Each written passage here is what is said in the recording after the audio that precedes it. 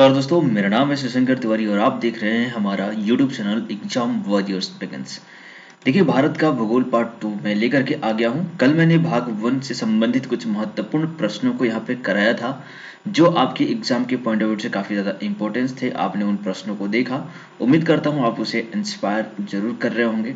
देखिए आप मुझे मेरे फेसबुक पेज पर मुझे फॉलो कर सकते हैं, इसके अलावा मुझे ट्विटर पे फॉलो करिए और साथ में टेलीग्राम पेज को ज्वाइन कर लीजिए ताकि आपको वीडियो की नोटिफिकेशंस और पीडीएफ उनको मिलती रहे। तो चलिए बिना किसी देरी के हम आज के प्रश्नों की भी शुरुआत करते हैं। अगर आपने कल के प्रश्नों को अभी तक नहीं देखा है जो मैंने पार्ट 1 में कराए हैं तो आप जरूर उसे भी जा करके देख लीजिए। ये उसके आगे की सीरीज है। मैंने कुल 100 प्रश्नों को यहाँ पर कराने का एक लक्ष्य रखा है, जिसमें मैंने पहले वीडियो में जो मैंने कराया है उसमें 20 प्रश्न कराए हैं और आज के वीडियो में आप 20 प्रश्न देखेंगे और इस तरीके से करके कुल 5 सेशन यहाँ पे होने वाले हैं। तो कुल मिलाकर के 100 क्वेश्चन हो जाएंगे और अगर आप लोगों का व्यू अच्छा रहा, रिस्पॉन्स अच्छा रहा तो डेफिनेटली इस सीरीज को और आगे तक ले करके जाया जाएगा। इसलिए आप जरूर अपनी तरफ से जो भी कमेंट्स हो उसे करा करिए, शेयर करिए और लाइक जरूर कर दिया करिए। चलिए पहले प्रश्न की शुरुआत करते हैं। यहाँ पे पहला प्रश्न है, निम्न में से कौन सा भारत का पेट्रोकेमिकल केंद्र नहीं है? ठीक है, तो पेट्रोकेमिकल केंद्र क्या होते हैं ये भी आपको जानना चाहिए, जहां पर पेट्रोलियम उत्पादन होता है। ठीक है, तो यहाँ पे ऑप्शन में है कोयली, जामनगर, मंगलौर और राउरकेला। तो देखिए यहाँ पे राउरकेला जो आंसर है वो पेट्रोकेमिकल केंद्र नहीं है। आपको पता होना चाहिए कि राउरकेला भारत का पेट्रोकेमिकल केंद्र नहीं है, यह टेक्सटाइल उद्योग के लिए जाना जाता है। ठीक है, चलिए प्रश्न संख्या 2 पर चलते हैं और यहाँ पे पूछा गया है कि कौन सा कथन असत्य है, इसके बारे में आपको बताना है। तो देखिए यहाँ पर पहला ऑप्शन में दिया गया कि चावल उड़ीसा का वाणिज्यिक फसल है, दूसरा है कॉफी कर्नाटक की प्रमुख फसल है, मूंगफली गुजरात की खरीफ फसल है और मेघालय भारत का सबसे बड़ा अनानास उत्पादक राज्य है। तो देखिए यहाँ पर ऑप्शन बी भी करेक्ट है, सी भी करेक्ट है और डी भी करेक्ट है। यहाँ पे चावल जो है उड़ीसा का वाणिज्यिक फसल नहीं है, ये गलत है। देखिए वाणिज्यिक फसल का मतलब ये होता है कि जिस किसी भी राज्य में अगर वहाँ का जो फसल उत्पादन होता है वो वहाँ के लोगों के लिए इकोनॉमी का मेन साधन हो, वहाँ की जो मतलब उसी को बेच करके अपना जीवन यापन वो करते रहते हैं।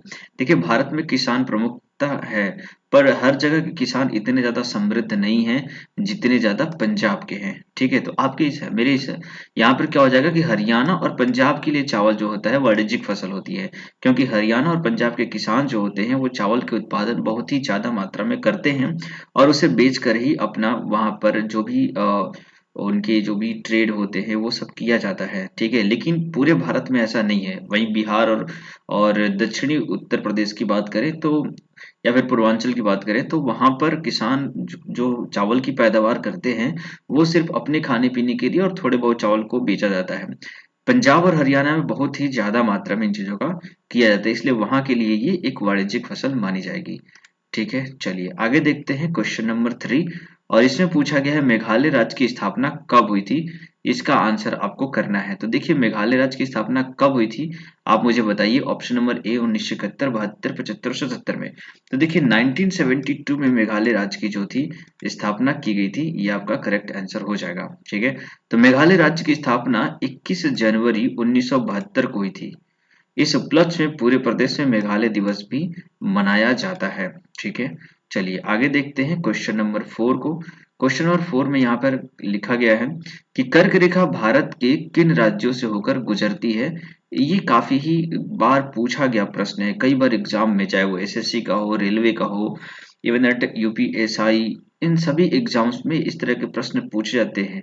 ठीक है, और ये काफी इंपॉर्टेंट है, तो आपको पता होना चाहिए कि अगर हम भारत की बात करते हैं तो भारत का साउदर्न पेनिनसुला जो है वो इस तरीके से कुछ बनता है और यहाँ पर आकर के ये कुछ इस तरीके से टर्न होता है जो कि हमारा नॉर्थ ईस्ट स्टेट्स के लिए काउंट होता है। ठीक है, तो कुछ इस तरीके से एक मोटा मोटी मैंने फिगर यहाँ पे बनाने की कोशिश की गई है।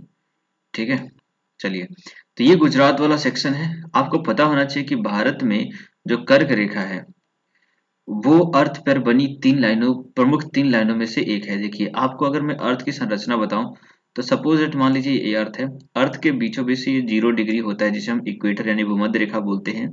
इसके नॉर्थ में यानी कि उत्तर में 23 यानी 23 डिग्री हाफ मिनट पे, 23.5 डिग्री पे आपको यहाँ पर देखिए, मैं माउस से लिखता हूँ इसलिए अच्छे से नहीं लिख पाता हूँ। अभी मुझे राइटिंग पैड लेने की आवश्यकता है। तो यहाँ पर देखिए, ये जो है ना कर्क रेखा है जो नॉर्थ में है, ठीक है, यानी कि उत्तर में, और इसके दक्षिण में भी 23.5 डिग्री पर होती है यहाँ पर, जिसे हम मकर रेखा बोलते हैं, ठीक है। तो ये जो कर्क रेखा है वो भारत को लगभग बीच से डिवाइड करती है, ठीक है, भारत को लगभग यहाँ पे बीच से डिवाइड करती है, इस तरीके से जाती है। तो आपको पता होना चाहिए कि ये भारत के किन किन राज्यों से होकर गुजरती है। तो देखिए, भारत के कुल 8 राज्यों से होकर गुजरती है, जिसमें आप यहाँ पे गुजरात, राजस्थान, मध्य प्रदेश, छत्तीसगढ़, फिर यहाँ पे झारखंड, पश्चिम बंगाल और यहाँ पे मिजोरम, ठीक है। तो इन सभी 8 राज्यों से होकर के ये जाती है। तो यहाँ पे ऑप्शन कौन सा करेक्ट हो जाएगा? तो देखिए, राजस्थान, झारखंड, पश्चिम बंगाल और मिजोरम, ऑप्शन नंबर बी जो है आपका करेक्ट आंसर यहाँ पे हो जाएगा, ठीक है। तो चलिए, मैंने ये सारी चीजें आपको यहाँ पे बता दी है। चलते हैं क्वेश्चन नंबर 5 पे, और यहाँ देखते हैं क्वेश्चन नंबर 5 में क्या लिखा गया है कि निम्नलिखित में से किस दर्रे को भारत, चीन और म्यांमार का त्रिकोणीय संगम कहा जाता है, ठीक है। तो ये जो आंसर है आपका, बताइए इनमें से ऑप्शन नंबर डी जो है वो करेक्ट है। दीफू दीफू दर्रा जो है भारत, चीन और म्यांमार का त्रिकोणीय संगम बोला जाता है। आपको पता होना चाहिए कि दीफू दर्रा जो है वो 4,587 मीटर की ऊंचाई पर स्थित है। इस दर्रे के पास भारत, चीन, म्यांमार की सीमा लगती है। साथ में आपको बता दूं कि अक्टूबर 1960 में चीन और म्यांमार ने दीफू के निकट अपनी सीमाओं का सीमांकन किया था, जिसके बाद भारत और चीन के बीच अरुणाचल प्रदेश को लेकर सीमा विवाद भी उत्पन्न हो गया था। तो इस तरीके से दीफू दर्रा जो है वो भारत के लिए काफी ज्यादा महत्वपूर्ण होता है। चलिए आगे देखते हैं क्वेश्चन नंबर 5 में। अच्छा, दर्रा क्या होता है ये भी आपको जानना चाहिए। दर्रा वो होते हैं जैसे कि मगर पहाड़ियों के बीच में से जो सकरे रास्ते बनते हैं, जो कभी कभी नदियों के द्वारा या पहाड़ों की कटान के द्वारा यहाँ पे बन जाते हैं, उन पासेज को हम दर्रा बोलते हैं, जिससे हो करके आप इस सुगमता से इस पहाड़ी को पार कर सकते हैं, क्योंकि चोटियों पर चढ़ना काफी ज्यादा मुश्किल होता है, ठीक है। चलिए आगे बात करते हैं क्वेश्चन नंबर 6 की, और इस क्वेश्चन में पूछा गया है कि असम में स्थित बराक घाटी किस लिए प्रसिद्ध है, ठीक है। तो असम में स्थित बराक घाटी देखिए, पेट्रोलियम उत्पादन, चाय की खेती, बांस का उद्योग और कुटीर उद्योग। तो यहाँ भी आपको बता दूं कि असम में चाय की खेती बहुतायत मात्रा में की जाती है, और इसीलिए ये बराक घाटी यहाँ पे जो है चाय के लिए फेमस है। आपको बता दूं कि अभी फिलहाल में एक न्यूज आई है, जिसको मैंने अपने करंट अफेयर्स के वीडियो में बताया भी है, मनोहर टी को लेकर के। आप मुझे बताइएगा असम की मनोहर टी के बारे में अभी क्या न्यूज चल रही है। उसको मैंने अपनी करंट अफेयर के वीडियो में कराया है। करंट अफेयर का जो लिंक है मैं यहाँ पे दे दूंगा, आप उसे देखिएगा। और क्योंकि रोजाना सुबह 6 बजे, आपको बता दूं कि सुबह 6 बजे इस मेरे यूट्यूब चैनल पे आपको करंट अफेयर्स की वीडियो मिलती है, ठीक है। अब मैं उसे प्रीमियर करता हूँ 6 बजे। तो आप अगर करंट अफेयर्स से इंटरेस्टिंग है और अगर एग्जाम्स की प्रिपरेशन करने में आप दिलचस्पी रखते हैं, तो डेफिनेटली सुबह 6 बजे इस वीडियो को लाइव देखा करें। आपकी जो नॉलेज होगी, आपकी करंट अफेयर की जो नॉलेज होगी, जरूर इम्प्रूव होगी। और बहुत सारे फैक्ट्स भी मैं उन करंट अफेयर्स के साथ में एक्स्ट्रा इन्फॉर्मेशन के तौर पे देता हूँ, तो वो वीडियो आपके लिए काफी इंपॉर्टेंट होंगी। तो अभी फिलहाल आप मनोहर टी के बारे में बताइएगा। आपको बता दूं कुछ हिंट में कि ये टी जो है अब तक की बिकने वाली सबसे महंगी टी में से एक है। इस टी की जो प्राइस है, आप गेस करिए कितनी हो सकती है। 1 लाख रुपए पर किलोग्राम के हिसाब से ये बेची गई है। सोचिए इतनी महंगी टी का क्या इंपॉर्टेंस होगा। वो सब कुछ मैं आपको बताने वाला हूँ करंट अफेयर्स में, तो आप जरूर से सुबह 6 बजे देखिएगा। चलिए, तो यहाँ पर असम की चाय, जो बराक घाटी है, वो चाय के लिए काफी ज्यादा फेमस है। आपको पता होना चाहिए कि बराक घाटी असम के दक्षिण में स्थित है, जो सिलचर इस घाटी का प्रमुख नगर है। इस घाटी का नाम बराक नदी के ऊपर रखा गया है, ठीक है। चलिए क्वेश्चन नंबर 7 को देखते हैं। क्वेश्चन नंबर 7 में पूछा गया है कि निम्नलिखित विकल्पों पर विचार कीजिए। तो गंगा के विशाल मैदान, गुजरात, असम, उपरोक्त में से किस स्थान पर प्रचुर मात्रा में शेल गैस के भंडार पाए जाते हैं, ठीक है। तो देखिए, शेल गैस के भंडार जो है ना, इन सभी क्षेत्रों में पाए जाते हैं। इसलिए जो आपका करेक्ट आंसर हो जाएगा वो ऑप्शन नंबर सी हो जाएगा, 1 2 3, ठीक है। देखिए, अब भारत में जो है ना, अनुमानित शेल गैसों के अगर भंडार की बात करें तो 527 ट्रिलियन क्यूबिक फीट है ना, जो कि काफी ज्यादा इंपॉर्टेंट है। चलिए आगे देखते हैं क्वेश्चन नंबर 8 को। क्वेश्चन नंबर 8 में पूछा जा रहा है यहाँ पर कि निम्नलिखित कथनों पर विचार करें। उत्तर प्रदेश, मध्य प्रदेश, राजस्थान। बताया गया है कि चंबल नदी उपरोक्त में से किन राज्यों से होकर गुजरती है। उम्मीद करता हूँ कि आपको इसका आंसर पता होगा, तो आप डेफिनेटली इसे कमेंट करके मुझे बताइए। इवन दैट आप सभी प्रश्नों के कमेंट में जरूर आंसर दिया करें साथ साथ में, ताकि आपको पता चले कि एक्चुअली में आप कितना क्वेश्चन सही कर पा रहे हैं। ठीक है, और अगर इन वीडियोस को देख करके आपको डेफिनेटली फायदा होता है तो जरूर लाइक करें, शेयर करें। ये हमारे लिए मोटिवेशन का काम करता है और हम इससे और अच्छे तरीके से वीडियोस पे फोकस कर पाते हैं। ठीक है, तो देखिए उत्तर प्रदेश, मध्य प्रदेश, राजस्थान, इन तीनों ही राज्यों से जो है चंबल नदी गुजरती है। ये आपका करेक्ट आंसर हो जाएगा। ठीक है, तो चलिए आगे देखते हैं। यहाँ पे बता दूं कि चंबल नदी मध्य प्रदेश में जनापौ पहाड़ियों से निकलती है। ठीक है, यह यमुना नदी की सहायक नदी है।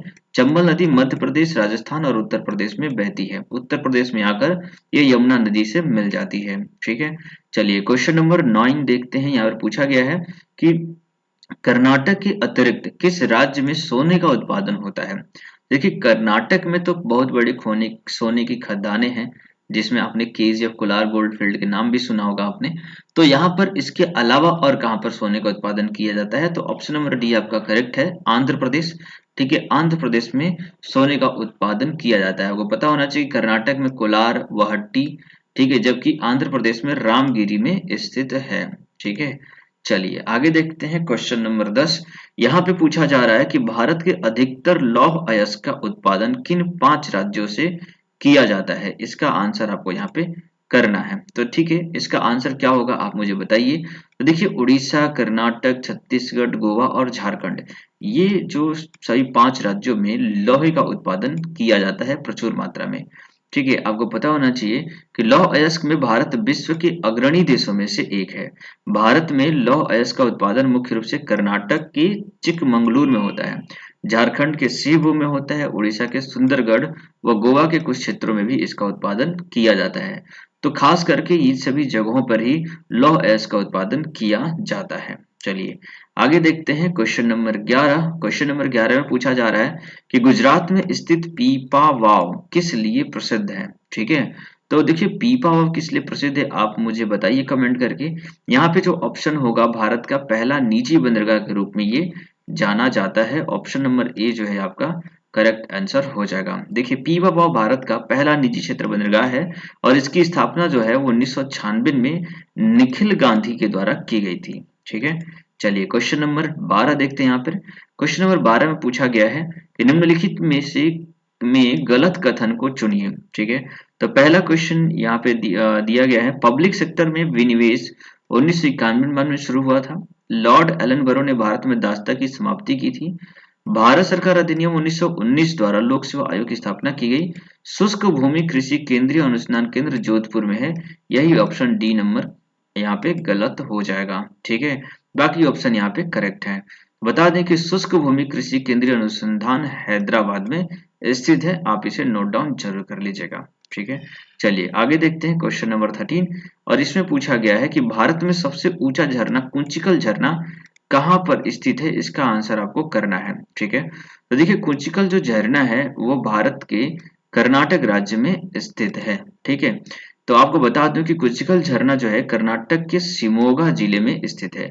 इसकी कुल ऊंचाई 1493 मीटर है। यह भारत का सबसे ऊंचा झरना है, ये भी आप याद रखिएगा। आपसे यहाँ पे एक प्रश्न पूछना चाहता हूँ कि जो फॉल्स होते हैं ना, फॉल्स, भारत का सबसे ऊंचा फॉल कौन सा है वो भी मुझे आप बताइएगा। ठीक है, चलिए आगे देखते हैं क्वेश्चन नंबर 14 को।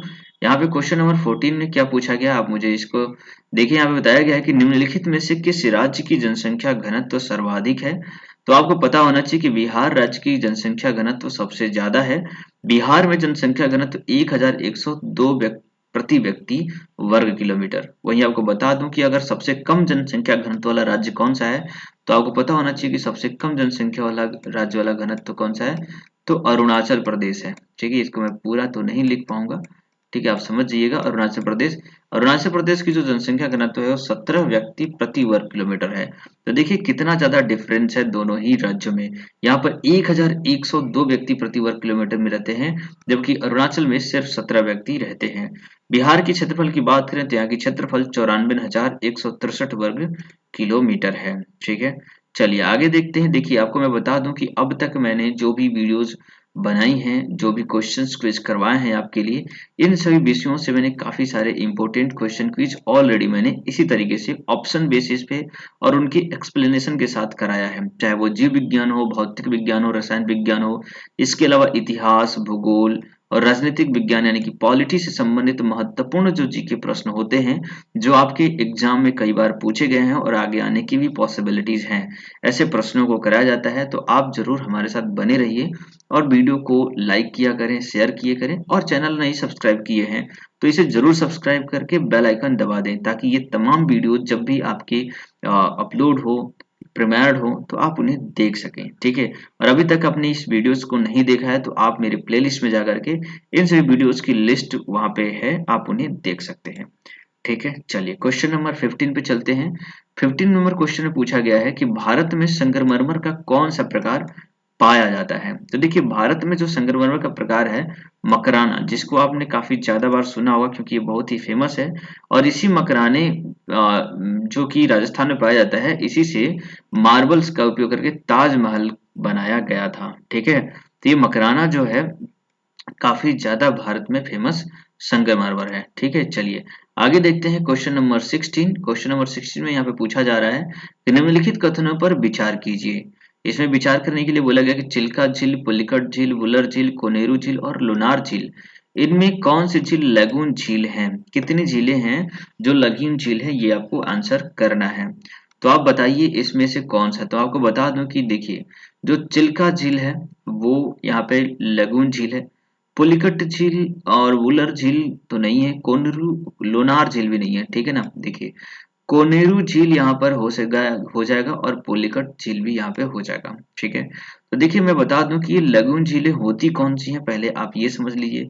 देखिए मैं बताता हूँ कि ये जो मान लीजिए आपका हमारा भारत है और यहाँ पर कहीं उड़ीसा एग्जिस्ट करता है और यहाँ पर ही ये चिल्का लेक एग्जिस्ट करता है। देखिए चिल्का लेक का शेप जो कुछ इस तरीके से है। अच्छा, जो ये लगून लेकें होती हैं उनका शेप कुछ इसी ढंग से होता है, जिसमें इसमें तो वाटर होता है लेकिन इसमें खारा वाटर होता है। ऐसा इसलिए होता है क्योंकि ये जो मुहाना खुला हुआ है, यहाँ से इस ओशन का पानी इसमें अंदर इंटर करता रहता है। तो वो झीलें जिनका एक मुहाना समुद्र के साथ लगा हुआ होता है, उसे ही हम लगून लेक के नाम से जानते हैं। तो यहाँ पर जो आपका आंसर हो जाएगा करेक्ट 3, क्योंकि 3 झीलें जो थी वहां पे लगून लेक थी। उसमें आपको पता होना चाहिए कि चिल्का झील जो कि उड़ीसा में है, तमिलनाडु में पुलिकट और आंध्र प्रदेश में कोलेरू झील, ये सभी झीलें क्या है, लगून झील के नाम से जानी जाती हैं। चलिए क्वेश्चन नंबर 17 देखते हैं। इसमें पूछा गया है कि सोमशिला बांध किस राज्य में स्थित है। ठीक है, इसके बारे में आपको आंसर करना है कि सोमशिला बांध जो है वो किस राज्य में स्थित है। तो देखिए आंध्र प्रदेश में सोमशिला बांध यहाँ पे स्थित है, ये आपका करेक्ट आंसर हो जाएगा। ठीक है, तो देखिए सोमशिला बांध जो है आंध्र प्रदेश में पेन्ना नदी पर स्थित है। इसके जलाशय की क्षेत्रफल की बात करें तो 222.28 वर्ग किलोमीटर है, जबकि जल संचय की जो क्षमता है वो 1994 घन किलोमीटर तक होती है। ठीक है, चलिए क्वेश्चन नंबर 18 की बात करते हैं। क्वेश्चन नंबर 18 में पूछा गया है एकीकृत तटीय क्षेत्र प्रबंधन प्रोजेक्ट में कौन सी एजेंसी भारत की सहायता कर रही है। ठीक है, तो एकीकृत तटीय क्षेत्र प्रबंधन में वर्ल्ड बैंक जो है वो भारत की सहायता यहाँ पे कर रहा है ना।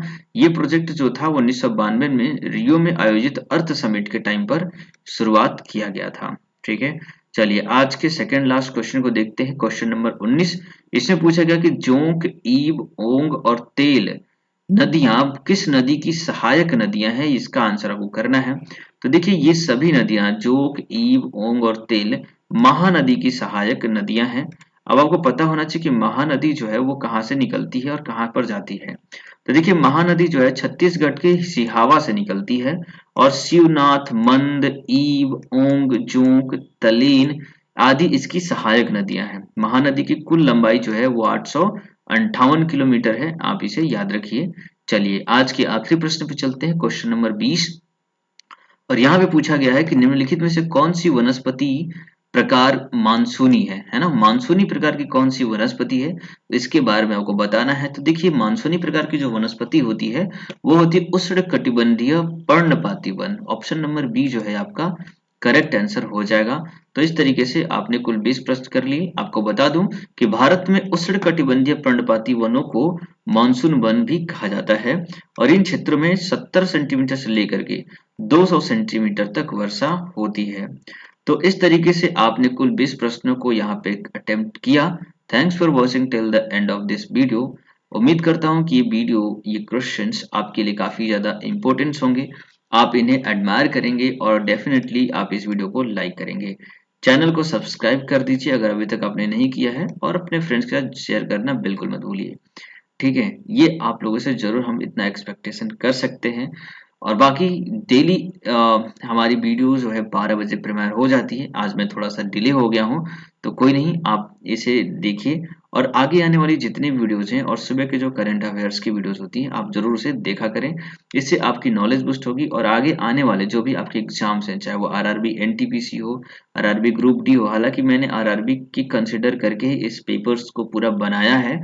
आप अगर एग्जाम की तैयारी कर रहे हैं तो आपके लिए बहुत ही फायदा यहाँ से मिलने वाला है। ठीक है, इसके अलावा एसएससी, बैंकिंग, रेलवे में, साथ में किसी स्टेट एग्जामिनेशन की अगर आप प्रिपरेशन कर रहे हैं तो वहां पर भी आपके लिए बहुत ही ज्यादा फायदेमंद होने वाला है। ठीक है, चलिए आज के लिए इतना ही रखते हैं। आपका दिन शुभ रहे। जय हिंद, जय भारत।